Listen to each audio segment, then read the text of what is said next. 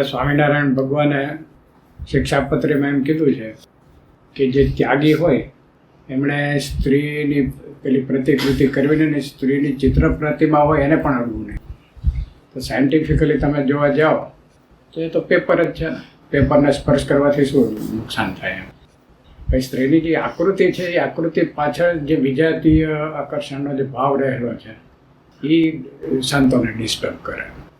એમ દરેક આકૃતિ પાછળ એનો ભાવ સમાય. એમ સ્વામિનારાયણ ભગવાન કે બીજા સંતો કે બીજા કોઈ ઈષ્ટદેવ કે એ બધાની આકૃતિ પાછળ એનો ભાવ હોય. ભાવ હોય એટલે સર્વવ્યાપી પરમાત્માની ચેતના છે, બરાબર છે.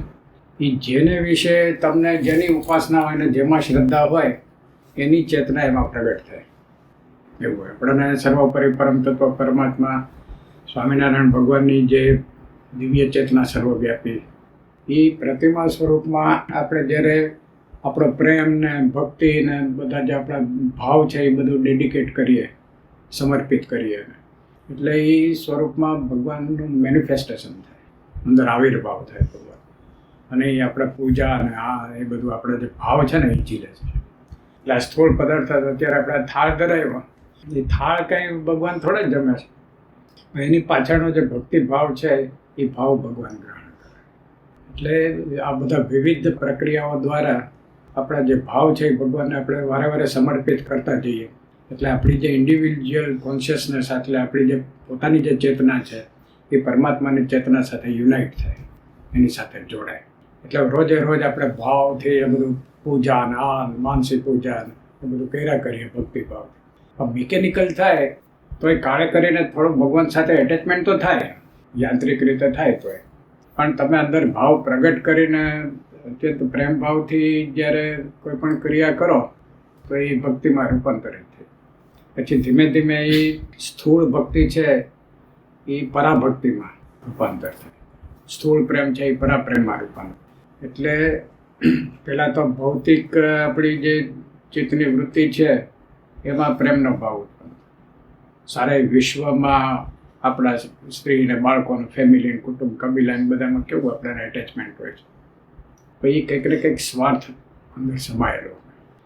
કોઈ પણ જાતના સ્વાર્થ કે લાભ વગરનો લૂંટે એમ કંઈ બી થોડો નાનો મોટો સ્વાર્થ હોય એની સાથે જ આખું સગા સંબંધીઓ પદાર્થોમાં જોડાયેલું હોય એટેચમેન્ટ.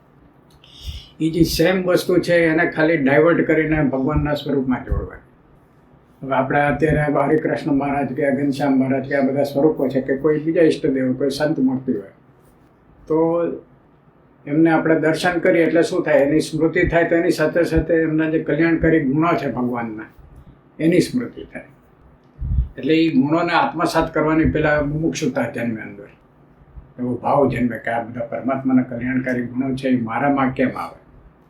એટલે રિપીટેટિવલી તમે ભગવાનને તમારા ભાવ ડેડિકેટેડ કરો એટલે ભગવાનની ભાવ છે, ભાવના જે તરંગો છે એ સર્વવ્યાપી પોતાની ચેતના દ્વારા એને ઝીલે એ તરંગોને. અને પછી કાંઈક તો આપવું પડે ને, એટલે પોતાનું જ્ઞાન ને તેને બધા પોતાના જે કલ્યાણકારી ગુણો છે ને એ એના ગુણોના ભાવ તરંગોની આપણી પર વૃષ્ટિ કરે. એટલે ધીમે એ બધા તરંગો છે એ આપણે ઝીલીએ અને એના કલ્યાણકારી ગુણો આપણામાં એનો આવિર્ભાવ થાય. એટલે આ મૂર્તિ આપણે ભગવાનની જોઈએ તેમાં કામ, ક્રોધ, લોભ, મોહ એવો કોઈ વિકાર છે? કોઈ વિકાર નથી.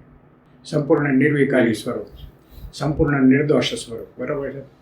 બાળક છે ને, બાળક નિર્દોષ હોય પણ તોય એનો જીવ છે એટલે એનામાં કંઈક ને કંઈક પેલું હોય. ત્યારે પરમાત્માના સ્વરૂપમાં કોઈ જાતનો દોષ જ નથી. એટલે નિર્દોષનું ચિંતન કરો તો નિર્દોષ થાવ તમે. નિર્મળ જેવા ભગવાન છે એનું ચિંતન કરો એટલે નિર્મળ થાય આપણો આત્મા. એ આખું આની પાછળનું આખું સાયન્સ છે, બરાબર છે. પછી એમ ઘણાને એમ થાય ને કે ભાઈ મહારાજ એક જ સ્વરૂપ છે તો ઘનશ્યામ મહારાજ જુદું સ્વરૂપ છે, અને આ જુદા ઘનશ્યામ મહારાજના સ્વરૂપો મંદિરમાં એ બધા જુદા હરિકૃષ્ણ મહારાજનું સ્વરૂપ જુદું. તો પછી બધા એક કેવી રીતે કહેવાય? કારણ કે આકૃતિ તો બધાની સરખી છે ને. આપણે કોઈ પણ ફોટોગ્રાફી લઈએ તો વૈભવભાઈ જ દેખાય, જીતુભાઈ જ દેખાય. તો આમાં કેમ આવું જુદું? એટલે નારાયણ મામા ગુરુદેવ એમ સમજાવતા હતા કે બધી આકૃતિઓ ભગવાનની જ છે, પણ મૂળભૂત ચેતના એની પાછળ જે રહેલી છે એ કોની છે? એ પરમાત્માની ચેતના. એટલે એકતા છે.